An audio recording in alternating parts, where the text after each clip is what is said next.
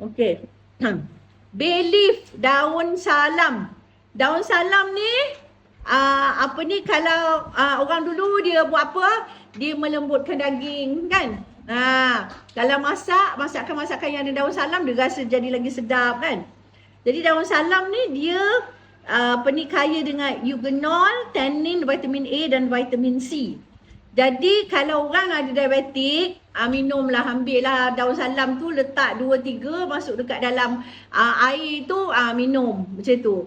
Letaklah air panas saja macam tu. Jadi macam husband saya tu lah, dia suka kan daun salam, dia suka. You all tahu kan daun salam kat mana? Besar gila pokok saya tu. Nanti kan tengok dekat sebelah pokok limau.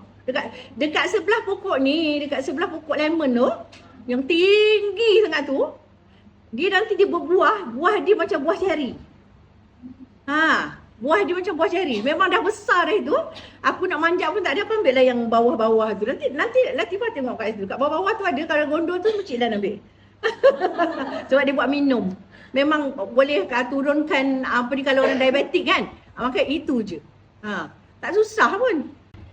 Jadi khasiatnya tadi menurunkan gula dan kolesterol, menguatkan jantung dan antibakteria. Jadi dia bantu cegah diabetes, kolesterol, masalah penghadaman, tekanan darah tinggi.